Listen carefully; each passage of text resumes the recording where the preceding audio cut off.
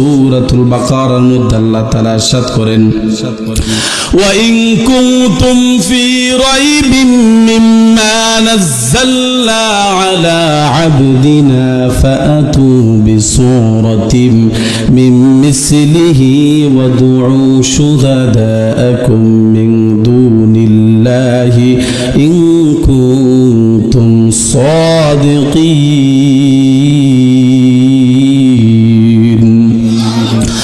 আল্লাহ তাআলা এই আয়াতে কারীমার মধ্যে জানায়া দেয়, ওয়া ইন কুনতুম ফি রাইবিন মিম্মা নাযালনা আলা আবদিনা,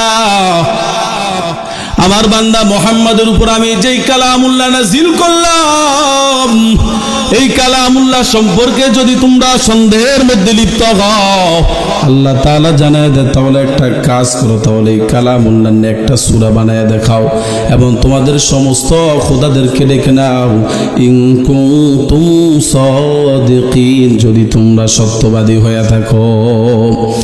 আল্লাহ পরবর্তী আয়াতের মধ্যে নাযিল করে দেন, ফাইল্লাম তাফআলু ওয়া লান তাফআলু, যদি তোমরা না পারো আর তোমরা কখনো পারবা না, ফাত্তাকুন নারাল্লাতী ওয়াকুদুহান নাস, তাহলে তোমরা ওই আগুনকে ভয় করো যে আগুনের ইন্ধন হবে মানুষ এবং পাথর।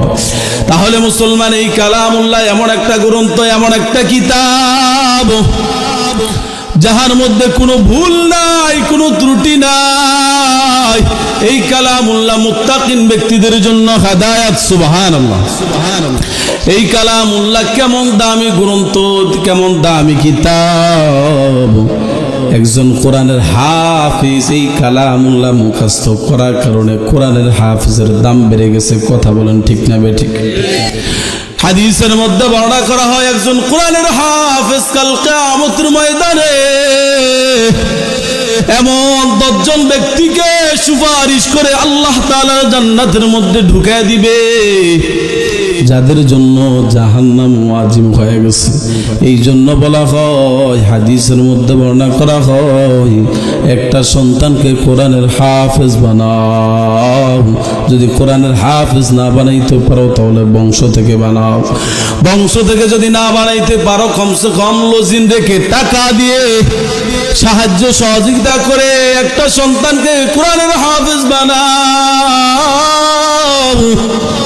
যাতে করে কাল কিয়ামতের ময়দানে মাহশারে যখন আল্লাহ তাআলার আদালতে দাঁড়ায় যাইবা, তখন এই কথাটা তো আল্লাহকে বলতে পারবা, আল্লাহ সন্তানকে কোরআনের হাফেজ বানাইতে পারি না, বংশ থেকেও বানাইতে পারি নাই, কিন্তু একটা সন্তানকে সাহায্য সহযোগিতা করে লজিন রেখে সন্তানকে কোরআনের হাফেজ বানাইছি। সুবহানাল্লাহ। এই উসিলা আল্লাহ মাফ করতে পারে কি পারে না? মুসলমান, কোরআনের হাফেজের দাম বেড়ে গেছে। এই কুরআনুল কারীম রমাদান মাসে নাজিল হইছে, রমাদান মাসটা দামি হয়ে গেছে। সুবহানাল্লাহ। 12টা মাসের মধ্যে সবচেয়ে দামি মাস হলো রমাদান মাস। কারণ হলো এই রমাদান মাসে আল্লাহ তাআলা কুরআনুল কারীম নাজিল করেছে। আহারে যেই রাত্রে নাজিল করছে ওই রাত্রটা দামি হয়ে গেছে, সবে কদরের রাত্র।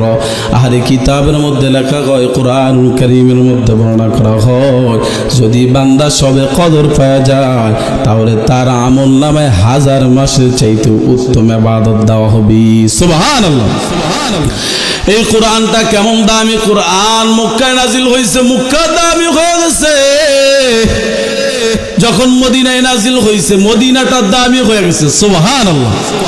আর এই কোরআন এমন একটা দামি গ্রন্থ, এমন একটা দামি কিতাব।